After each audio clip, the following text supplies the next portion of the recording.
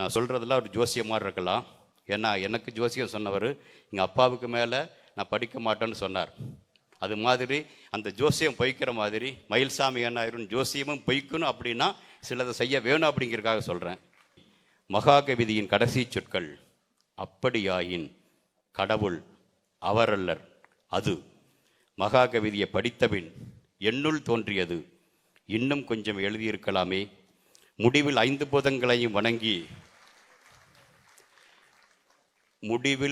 பூதங்களையும் வணங்கி இப்படி முடித்திருக்கலாமே. கடவுள் அவரல்ல அவர்கள். மகாகவிதையை படியுங்கள், நான் சொல்வது புரியும். மகாகவிதையின் எல்லாமுமான கவிப்பேரரசு வைரமுத்து என்றேன், கவனித்தீர்களா? 30 மாதங்கள் தன் ஊனினை உருக்கி உள்ளொளி பெருக்கி இதயம் குளிர குளிர இயற்றிய மகாகவிதையின் முகப்பு பக்கத்திலிருந்து முத்தாய்ப்பாய் வந்திருக்கும் கடைசி பக்கம் வரை விரிந்திருக்கும் நூலின் கருப்பொருளிலிருந்து உருப்பெற்று வந்த கவிதை வரிகளினுடைய அமைந்த நூலினுடைய ஒவ்வொரு பக்கத்திலும் அவருடைய தாய்மையின் ஈரமும் தகப்பனின் பொறுப்பும் உலக குடிமகனின் அச்சம் கலந்த நம்பிக்கையும் அறிவியலாளனின் அறிவார்ந்த தேடலும் இந்த விழாவை வழிநடத்தும் பணியில் ஒரு தலைவனின் தலைமை பண்பும் என்று வளரும் பட்டியலை சுருக்கி மகாகவிதையின் எல்லாமுமான கவிப்பரசு என்றேன். இப்பொழுது கவிதையின் பக்கம் வருவோம், மகாகவிதையின் பக்கம் வருவோம். சற்றேறக்குறைய 30 ஆண்டுகளுக்கு முன் நான் மிகவும் விரும்பி அனுபவித்து படித்து தமிழில் வந்த ஒரு விஞ்ஞான காவியத்தின் ஆரம்ப வரி, இதுவரை சந்தித்தேராத அபாய கட்டம் ஒன்றை தமிழ் தாண்ட வேண்டியிருக்கிறது என்ற எச்சரிக்கை. நிறைவுறு வார்த்தை, இனி தமிழுக்கு மரணமில்லை என்ற நம்பிக்கை நாட்டு. அந்த காவியம் தண்ணீர் தேசம். அதன்பின் வந்த அந்த கவிதையினுடைய விருட்சங்களுக்காக நிறைய எதிர்பார்த்து காத்திருந்தேன். வருடங்கள் ஓடிய பின் நிலவுக்கும் செவ்வாய்க்கும் செயற்கைக்கோள்களை அனுப்பிவிட்டு சூரிய பயணத்தில் இருக்கும் ஆதித்யா பற்றிய கவனத்தில் இருக்கையில் பெங்களூரின் டிசம்பர் மாத குளிர்காலையில் பொன்னாடை பூச்சொண்டுடன் புது உறவுடன் எனது வீடு தேடி வந்தது மகாகவியின் மகாகவிதை. வருடக்கரசி நாட்கள் என்பதால் எனது பணிகள் கருதி பல ஊர்களுக்கும் சில நாடுகளுக்கும் பயணிக்க வேண்டிய சூழல் அது. விமானத்தில் பயணிக்கும் பொழுதுகளில் மகாகவிதையின் பக்கங்களை புரட்டினேன். முதல் முறை படிக்கையில் அறிவியல் புத்தகம் ஒன்றை கவிதை வரியில் பார்த்தது எனது அறிவியல் கண். மறுமுறை படிக்கையில் கவிதை நயத்தில் கலப்பு போனது எனது கவிதை கண். மகாகவிதை அறிவியலா இல்லை கவிதையா? திரும்ப 3ஆம் முறை இமயத்தின் சாரலில் கங்கையின் கரையில் தீமூட்டி இளம் சூட்டில் இளங்காலை பொழுதொன்றில் சொல்நயத்தையும் பொருள்நயத்தையும் பிரித்து பிரித்து படிக்காது மகாகவிதைக்கு கொடுக்க வேண்டிய மரியாதையுடன் அறிவியல் கண்ணையும் கவிதை கண்ணையும் ஒருங்கே சேர்த்து முழுதாய் அனுபவித்து படிக்கையில் மகாகவிதையின் வீச்சும் விசாலமும் ஆழமும் அகலமும் அறிவியலும் அழகியலும் எதிர்நோக்கும் புரிந்தது. அறிவியல் தமிழ், தமிழில் அறிவியல், அறிவியல் இலக்கியம் 3 கூறுகளில் 3வது கூறு அழகியல் சொன்றி தமிழில் வந்த மகாகவிதை. நேற்றைய வரலாறு தெரியாது போனால் இன்று நடப்பது புரியாமல் போகும். இன்று நடப்பது புரியாமல் போனால் நாளை என்பது நம்பசமில்லை. நாளைய நம்பிக்கை கனவுகளுடன் இன்றிருக்கும் அனைவருக்கும் பொதுவான கூற்று இது. நிலம், நீர், தீ, வெளிகளின் பிறப்பும் வளர்ப்பும் சிறப்பும் இருப்பும் மனித சங்கிலியில் அவர்களின் பங்கும் என்று உயிர்ப்புடன் மனதை உரசும் இலக்கிய வரிகளில் மகாகவிதை. பேரண்டம் தோன்றியதின் ஆதிப்பொழுது பெருவெடுப்பு, வளர்தமிழின் பேரிலக்கிய பெருவெடிப்பாக மகாகவிதையை நான் பார்க்கிறேன். ஒரே பாதையில் ஒரே வேகத்தில் பயணித்த இலக்கிய தமிழுக்கு திடுமண திறந்த பெருவழி, புயலென கொண்ட பெருவேகம், புதுமலராய் தோன்றிய புத்திழமை. பேரண்ட பெருவழியில் 4 விழுக்காடே நாம் காணக்கூடிய அதிகபட்ச பொருண்மை, 22 விழுக்காடு இருண்ட பொறுமை டார்க் அண்ட் மேட்டர், 74 விழுக்காடு இருண்ட ஆற்றல் டார்க் எனர்ஜி. இவை எல்லாவற்றுக்குமான ஆதி மூலம் மிகப்பல ஆய்வுகளும் ஆய்வாளர்களும் ஒத்துக்கொண்டிருக்கும் பெருவெடிப்பு. பேரண்டத்தின் பெருவெடிப்பு நிகழ்ந்தது சற்றேறக்குறைய இன்றிலிருந்து 1380 ஆண்டுகளுக்கு முன். பேராண்மை பெருவெடிப்பின் பெரும் சக்தி ஆதி மேகமாய் உருக்கொண்டதில் தொடங்கி அழகு தமிழில் நடந்தவை பகிர்ந்து எதிர்வரும் 450 கோடி ஆண்டுகளுக்கான நம்பிக்கையை விதைக்கிறது மகாகவிதை. அந்த விதைக்கு ஊற்றப்படும் முதல் நீர் இந்த விழா. ஒரு பானை சோற்றுக்கு ஒரு சோறு பதம் என்பார். சில சோறுகளை பார்ப்போமா? பெருவடிப்பால் விதித்த காலமும் வெளியும் ஆணும் பெண்ணுமாய் அனுபவித்து பார்த்திருக்க மேகமாய் தோன்றிய அணுக்களின் கருப்பொருள், திரண்ட சக்தியின் பொருண்மை, வேகம் கொண்டு விரைந்து விரைந்து விரிந்து விரிந்து சுழன்று சுழன்று அணுக்கள் பொருட்கள் என உருவாகி நட்சத்திரங்கள் கோள்கள் எனத் திரண்டு சூரிய குடும்பம் உருவான சரிதை மகாகவிதையின் தோரண வாயில். வாயில் கடந்து உள்ளே சென்றால் கல் மண் வெளி நீர் நெருப்பு வழியுடன் ஈணும் விசையும் ஈர்ப்பு விசையும் தனதாக்கி கொண்டு தாய்களுக்கெல்லாம் தாயான பூமியின் நெடுங்கால வரலாறு, தன் வயிற்றில் கோள்களை கோலோச்சும் மனிதர்களை உருவாக்க பெருந்தவம் செய்த பெருந்தாயின் பேராண்மை பெருஞ்சுடராய் ஒளிர்கிறது. பேரொளியின் பேராற்றல் கோடான கோடி பிரசவ வழிகளை ஒன்றடக்கிய ஒற்றை புள்ளி. ஆம், நாம் வாழும் பூமி 5 முற்றழிவுகளை கொண்டு வந்துள்ளது. முற்றழிவுகள் 5ம் சுற்றும் பூமி செய்து பார்த்த சுய பரிசோதனை என்ற புரிதல் கொண்டவன் அறிவாளி ஆவதை தடுக்க முடியாது என்ற வரிகள் வாசகனுக்கு அறிவழி கூட்டும் ஆரம்ப வரிகள். 5 பேரழிவுகள் நிகழ்ந்தும் கோடான கோடி உயிர்களை இழந்தும் திரும்ப திரும்ப பூமித்தாய் சூழ்கொண்டு பிரசவித்த அறிவியல் ரகசியம் சொல்கிறது. எல்லாம் இழந்த பின்னும் இரு பெரும் பெருமைகளை இழந்தாய் இல்லை, ஈர்ப்பு விசையும் ஈணுத்திறனும் என்ற வரிகள். மனிதா, உயிர்வாழ் உயிர்களில் உயர்நிலை மறந்து பணம் பதவி புகழுக்காய் அழிச்சாட்டியம் நீ செய்தால் பூமியின் அடுத்த பரிசோதனையில் கூண்டோடு நீ அழிவாய். ஆனால் சூரிய சந்திரர் சாட்சியாய் பூமி திரும்ப சூழ்கொண்டு உயிர் பெருக்கும் வல்லமை கொண்டது என்பது பூமியின் நீண்ட ஆயுளை உணர்த்தும் அறிவுசால் வரிகள். தரைவாழ் மனிதன் தண்ணீர் சங்கிலியின் தொடர்ச்சி என்றால் விஞ்ஞானம் சாட்சி கேட்கும். கண்ணீரை தின்றுபார், செங்குருதி ருசித்துப்பார், சிறுநீரை கேட்டுப்பார், இந்திரியம் ஆய்ந்துபார், உள்ளாடி கிடக்கும் உப்பு அவையாகும் நமக்குள் ஓடும் கடல்கள். கடலின் மடர்பு தொடர்ச்சியான நீயும் நானும் நம் உடல்கள் எல்லாம் கரையேறிய சமுத்திரங்கள். இது அறிவியல் பாடமா, அழகுரு கவிதையா? தண்ணீர் தேசத்தில் வெள்ளோட்டம் பார்த்த தமிழில் முனைத்த விஞ்ஞான காவியமா? பெரியனவெல்லாம் பெரியவை அல்ல, பிரிதோர் பொருளின் ஒப்பீடு. ஆயினும் சிறியதையெல்லாம் பெரியது செய்யும் செய்யும் செயலின் பயன்பாடு. சூரியனின் கீர்த்தி சொல்லும் வரிகள் இவை. சூரியன் பேரண்ட பெருவழியில் உள்ள கோடான கோடி நட்சத்திரங்களில் மிகவும் சிறியது. ஆனால் பெரிய நட்சத்திரங்களால் நமக்கென்ன பயன்? சூரியன்தான் எங்கள் ஒற்ற உயிர் விளக்கு. ஒரே நம்பிக்கை, சூரியன் எமக்காக தீக்குளித்து கொண்டிருக்கும் தியாக நட்சத்திரம். சூரியனுக்கும் பூமிக்கும் இடையில் உள்ள தூரம், சுற்று வேகம், சாய்ந்த பார்வை என்ற அறிவியல் உண்மைகள் பூமிப்பந்தின் உயிர்ப்பு நிலைக்கு உயர்வாயிருப்பதை அழகியலாக மகாகவிதை சொல்கையில் அறிவியல் இலக்கியமாக்கி சீர்கொண்ட அறிவியல் இலக்கியமாக நிமிர்கிறது மகாகவிதை. அடுத்தது சூரிய வணக்கம் அறிந்திருக்கிறோம். நாம் எல்லோரும் சூரிய தவம் செய்கிறோம் என்கிறது மகாகவிதை. எப்படி? பூமியோடு சேர்ந்து நாமும் சூரியனை சுற்றுகிறோம். இது அனிச்சை தவம். அறிவியல் அனிச்சை செயல்களை சொல்லியிருக்கிறது. மகாகவிதையின் புது மொழி அனிச்சை தவம். அப்படியே தாய்ப்பால் நெஞ்சான செய்தியாய் அமிலமலையின் அந்தரங்கம் சொல்கிறது மகாகவிதை. நைட்ரஜன் மகா சக்கரம், நைட்ரஜன் சைக்கிளினுடைய அழகுரு அறிவியல் பாடம் காற்று மொழியில் கவி சொல்கிறது மகாகவிதை. சூரியனே கோள்களின் தலைவன் என்ற கோபர்னிகஸின் விஞ்ஞான பொறி கொண்டு கெப்லர் கணித்த சூரிய குடும்ப இயக்க விதிகளை கவிதையில் படிக்கையில் தமிழ்த்தாயின் சீரிழமை திறம் தெரிகிறது. உலக நாடுகளின் உச்சபட்ச விண்வெளி கண்டுபிடிப்புகளை எல்லாம் 2 வரிகளில் அணுத்திரள்களின் அடக்கமாக சொல்ல முயல்கிறது மகாகவிதை. இப்படி பூமி கடந்தவன் சொல்வான் சொர்க்கம் பூமிதான் என்று. இப்படி அழகு தமிழில் அறிவியல் நிறை சேர்க்க கொங்குதியர் வாழ்க்கை அஞ்சிரை தும்பியாய் தேடி தேடி அறிவியல் திரட்டி இருக்கிறார். மிகச் சமீபத்திய அறிவியல் கண்டுபிடிப்புகளையும் அழகு தமிழில் சேர்த்து எழுதியிருக்கிறார்.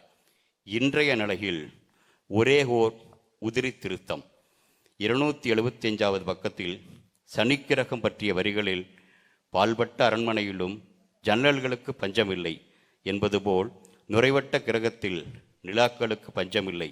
18 நிலாக்கள். உதிரிகளை சேர்த்தால் 145 என்கிறது மகாகவிதை. அச்சில் வந்த நாளில் அது சரி, ஆனால் இன்றைய நாளில் அந்த எண்ணிக்கை 146. 145 146 ஆவது ஒரு சிறு அறிவியல் வளர்ச்சி அல்லது திருத்தம். அத்தகைய வளர்ச்சிக்கும் திருத்தத்திற்கும் உட்படும் மகாகவிதையும். ஏன்னா கவிதை இன்னும் இன்னும் வளரும் வளரும் என்று நான் நினச்சிட்டு இருக்கிறேன். ஓவியம் ஒன்றில் ஓவியனின் சிறு வண்ண திருத்தமாய், சிற்பத்தில் சிற்பியின் சிறு ஒளி திருத்தமாய், மற்றபடி ஒரு முழு ஓவியமாக சிறந்த சிற்பமாக நம்முன்னே மகாகவிதை. அதையே நிலம் தீ நீர்வழி விசும்பொடு ஐந்தும் கலந்த மயக்கம் உலகம் என்று தொல்காப்பிய அறிவின் தொடர்ச்சிதான் மகாகவிதை என்கிறார் கவிப்பேரரசு தன் முன்னுரையில். ஒரு வாசகனாய் எனது கணிப்பு, தண்ணீர் தேசத்தில் கருவாகி பேருருவம் கண்ட விஸ்வரூபம்தான் மகாகவிதை. ஆக மகாகவிதை ஆண்டுகள் பல கடந்து அடுத்த நிலை நோக்கி தமிழை எடுத்துச் செல்லும் ஒரு பெரு முயற்சி. ஐயன் திருவள்ளுவர் தனது திருக்குறளுக்கு சில வரைமுறைகளை வைத்து எழுதியிருக்கலாம். ஒவ்வொரு குறளுக்கும் அவர் தன்னிடமிருந்து ஒரு அர்த்தத்தை மனதில் வைத்து தான் எழுதியிருப்பார். ஆனால் திருக்குறளுக்கு எப்படி 100க்கும் மேற்பட்ட வேறு வேறு உரைகள் வந்தன? சிறந்த படைப்பு, படைப்பாளி பார்த்த கட்டத்தையும் கண்ணோட்டத்தையும் கருத்தோட்டத்தையும் தாண்டி வேறு முகங்களையும் படிப்பவருக்கு காண்பிக்கும் இயல்புள்ளவை. பட்டை தீட்டப்பட்ட வைரத்தின் பாங்கு அது. வைரமுத்து தீட்டியதல்லவா? அந்த வகையில் மகாகவிதையை நான் பார்த்து புரிந்ததின் சுருக்கத்தை இங்கே உங்களிடம் பகிர முயல்கிறேன். பின்னோக்கி பார்ப்பதும் பழையதில் திளைப்பதும் மனித இயல்பு அல்ல. முன்னோக்கி பார்த்து பழையன கழிந்து இயற்கையோடு இணைந்து புதியன புகுத்தல் மனித வளர்ச்சியாகும். இயற்கையை வருத்தி புதியதில் புகுந்ததே இன்றைய மனித வீழ்ச்சியாகும். எனவே தோழர்களே, பழையன கழிதலும் புதியன கழுதலும் கால வலுவல கால வகையினானே என்ற பழைய மொழியில் பழையன கழிதலும் இயற்கையோடு இணைந்த புதியன புகுதலும் கால வலுவல வகையினானே என்ற புதுச்சொல்லே மகாகவிதையின் மந்திரச் சொல்லாக நான் கணிக்கிறேன். ஓரிடம் விட்டு மற்றோரிடம் செல்ல இயற்கையோடு இணைந்து நடந்தோம். மாடு குதிரை மிதிவண்டிகளில் இயற்கையோடு இணைந்த சக்கரங்கள் சேர்த்து சென்றோம். வேகமும் போக வேண்டிய தூரமும் கூட கூட மெதுவாய் இயற்கையை மறந்து கரியை கிக்கும் எரிபொருள் கொண்டு இயந்திர வண்டிகள் ஏராளம் செய்தோம். அவற்றில் பழுதுகள் குறைக்கவும், மோட்டார் வண்டிகள் செய்து விற்பதில் லாபம் பெருக்கவும், சந்தை பொருட்களின் எண்ணிக்கை கூட்டவும், திரும்ப இயற்கையை மறந்து அறிவியல் ஆய்வுகளை மறைத்து ஈயம் கலந்த எரிபொருள் கொண்டு புதிய உலகில் நிலம் நீர் காற்றின் கூடே உலகை பல மரம் சுற்றினோம். வீட்டிலும் வெளியிலும் இதமான குளிரில் எப்போதும் இருக்க திரும்பவும் இயற்கைக்கு மாறாக குளிர் சாதனம் செய்தோம். இவை எல்லாம் சேர்த்து பிள்ளையை கிள்ளிவிட்டு தொட்டிலை ஆட்டும் கதையாய் உலகை காய்ப்பதாய் அறிவியல் கண்ட அதே ஓசோன் படலத்தில் அறிவியலாலேயே ஓட்டை விழுந்ததும், அதனால் இன்று இயற்கை மூச்சு முட்டி திடுமன அழுவதும், மறுதினம் கொதிப்பதும், அழுகையின் வீச்சும் வேகமும் முன்னை விட 2லிருந்து 9 மடங்கு வரை அங்கங்கே அதிகரிக்கலாம் என்பதும், சில பாதைகள் உலக வெப்பம் உயரும், பனிப்பாறைகள் உருகும் என்பதும் அறிவியலின் அவசர சங்கு. அந்த சங்கின் ஓசை மூடிய செவிகளில் விழுந்தென்ன பலன்? இதே வழியில் இயற்கைக்கு எதிராய் பயணித்த அறிவியல் பழுதை 100 ஆண்டுகளுக்கு முன்பே சொன்ன அறிவியல் வாய்கள் மூடப்பட்டன பேராசை பேய்களால். இயற்கையை முழுதாய் அறியும் முயற்சியும் இயற்கையோடு இணைந்து செல்வதுமே அறிவியல். உலகம் உருண்டை என்றதும், சூரிய மண்டல சுற்றுமம் சொன்னதும், அண்டங்கள் கண்டதும், பேரண்ட பெருவிரிவும் என்று பெரிதிலும் பெரிது சொன்னதும், அணுத்திரள் கண்டு அதனுள் சென்று சிறிதினும் சிறிது கண்டதும், காலவெளியில் பின்னே பின்னே பின்னே சென்று ஆதிக்கு பக்கம் சென்றதும், முன்னே முன்னே முன்னே சென்று அந்தம் கூற முயல்வதும் என காலம் வெளி ஸ்பேஸ் அண்ட் டைம் என்ற அறிவியல் இலக்கிய திரட்டில் இயற்கை விதி எனும் இலக்கணம் புரிந்து இலக்கியமானது இயற்கையின் வழியிலே. பிறப்பும் வளர்ப்பும் இருப்பும் நடப்பும் பார்த்தும் படித்தும் தெரிந்தும் புரிந்தும் அளந்தும் அறிந்தும் உணர்ந்தும் கணித்தும் அதனுடன் இணைந்து மனிதன் வாழ்ந்து வளர வழிமுறை சொல்வதே அறிவுடை அறிவியல் என்கிறது மகாகவிதை. மற்றவையெல்லாம் அறிவியல் என்போம். இலக்குடன் இயம்புதல் இலக்கியம் என்றார். அறிவியலுக்கு இலக்குகள் சொல்வதும் தவறிய வழியை சொல்லித் திருத்தலும் நெற்றிக்கண்ணால் நெறிமுறை சொல்வதும் அறிவுடை இலக்கியம் செய்யும் பணியாம். இப்பொழுது விரும்புவதால் கருவறையில் மீண்டும் ஒருமுறை இடம் கிடைக்காது. வெறுப்பதால் கல்லறையும் நம்மை விட்டு போவதில்லை. இனிமேலாவது இருக்கும் வரை மகிழ்ச்சியாக இருப்போம். வரும் தலைமுறைக்கு வாழும் பூமியை விட்டு செல்ல இயற்கையோடு இயைந்து முன்னேறுவோம். ஆனை ஆயிரம் அமரடை வென்ற மன்னவனுக்கு பரணிகள் பாடினர். அறம்பொருள் இன்பம் வீடு வேறு முறையாய் கதைப்படு பொருளாய் இனிதாய்ச் சொன்னவை காப்பியமாகின. இவற்றின் வழியில் நிலம் நீர் தீ வழி வெளியை பாடும் மகா கவிதை மெதுவாக மிக நம்பிக்கையாக அடுத்து வருவதையும் சொல்லி தற்போதைக்கு நிறைவாகிறது. பௌதீக விதிகளின் கைதிகளாய் ஆகாயச் சிறைகளின் நடையுண்டு கிடக்கும் நட்சத்திரங்களும் கோள்களும் சொந்த முடிவில் சுழலவியலாது. மனிதனோ தலைவிதி திருத்துவான், பௌதீக விதி மீறுவான், போக்கிரி கடவுள் என்பது புனைப்பெயர் மனிதனுக்கு என்று சொல்லி செயற்கை நுண்ணறிவு பற்றி கண் சிமிட்டி கண்சாடை காட்டுகிறது கவிதை. இன்றைய நாளில் எதிர்காலம் பற்றிய அந்த நம்பிக்கையும் எச்சரிக்கையும் மிக மிக முக்கியம். எரிபொருளுக்கு மாற்று வந்துவிடும். கொரோனாவை சரி செய்தது போல் பூமியின் சுற்றுச்சூழல் சரி செய்யப்பட்டு விடலாம். வேற்று கிரகங்களில் மனிதன் குடியேறக்கூடும். பணம் வரவு வந்தது, ஆனால் சிறுநீரகம் களவு போனது என்ற கதையாய் உணவு, உடை, உடல் நலம், இருப்பிடம், பணி, வேற்றுக்கிரக வாசம் என எல்லாம் இருக்கும். ஆனால் அவரவர்களுக்கே தெரியாமல் பலரின் மூளையில் செயற்கை நுண்ணறிவின் ஆட்சி புகும். எலும்பும் சதையும் உள்ள அதிநவீன இயந்திர மனிதர்களாய், ரொபோட்டுகளாய் மனிதர்களின் தேவைக்கென மனிதர்களே மாற்றப்படலாம். அதாவது மனிதர்களில் கூட உடலும் உயிரும் உன்வசம் இருக்கும். மூளை மட்டும் யாரோ சொல் கேட்கும். மகா கவிதை வேறு ஒரு இடத்தில் குறிப்பிடும் உடல் வழி குழந்தை பெற விரும்பாத பெண்கள் போல் குடும்ப பாரம் சுமக்க விரும்பா ஆண்களும் என தோன்றும் உலகில் எலும்பு, சதை, இரத்தம் கொண்ட மனித இயந்திரங்களை இயந்திர மனிதர்களாக உருவாக்கும் செயலுக்கு அதே ஆணும் பெண்ணும் காரணிகளாகலாம். இப்படி கணிக்கப்படும் எதிர்காலத்தில் எளியோன் வலியோன், ஏழை தனவந்தன், தொழிலாளி முதலாளி, கல்லாதவன் கற்றவன், அடிமை ஆன்றான் என்ற பிரிவுகளை தாண்டி இயந்திர மனிதன், இயற்கை மனிதன் என்ற பிரிவு செயற்கை அறிவாளி, இயற்கை அறிவாளி என்ற நிலையிலும் வரலாம். நான் சொல்கிறதெல்லாம் ஒரு ஜோசியமாக இருக்கலாம். ஏன்னா எனக்கு ஜோசியம் சொன்னவர் எங்கள் அப்பாவுக்கு மேலே நான் படிக்க மாட்டேன்னு சொன்னார். அது மாதிரி அந்த ஜோசியம் பொய்க்கிற மாதிரி மயில்சாமி அண்ணாயிரும் ஜோசியமும் பொய்க்கணும் அப்படின்னா சிலதை செய்ய வேணும் அப்படிங்கிறதுக்காக சொல்கிறேன். அங்கனம் வராதிருக்கவும், அப்படி வந்தாலும் நாம் இயற்கை அறிவாளிகளாக இருக்கவும் மகா கவிதையை படித்து வரும் தலைமுறையை படிக்க வைத்து அறிவுடன் மனிதம் வளர்த்து இயற்கை கிணைந்த மனிதனாக இருப்போம். அம்மை பிள்ளை கொரோனாவிலிருந்து தப்பிக்கும் வழிதறிந்து தப்பித்தோம், தப்பித்து கொண்டிருக்கிறோம், இனியும் தப்பிப்போம் அல்லவா? அவ்வாறே ஏன், எதற்கு, எப்படி என்ற அறிவார்ந்த கேள்விகளால் நமது மூளைக்கு உரம் சேர்த்து நம்மை நம்மிடையே தக்க வைப்போம். பேச்சாளன் நன்றி வணக்கம் எனச் சொல்லி விலகையில் இன்னும் கொஞ்சம் பேசியிருக்கலாமே என்றும், இப்படியும் பேசியிருக்கலாமே, இதையும் பேசியிருக்கலாமே என்றும் கேட்பவர் மனதில் நினைத்தால் அது பேச்சின் வெற்றி. இன்னும் கொஞ்சம் எழுதியிருக்கலாமே என்ற எண்ணத்தை ஒரு நூலின் கடைசி வாக்கியம் வாசகன் மனதில் பதிந்தால் அது எழுத்தின் வெற்றி. அதன்படி மகாகவிதையின் கடைசி சொற்கள் அப்படியாயின் கடவுள் அவரல்லர் அது. மகாகவிதையை படித்தபின் என்னுள் தோன்றியது இன்னும் கொஞ்சம் எழுதியிருக்கலாமே, முடிவில் 5 பூதங்களையும்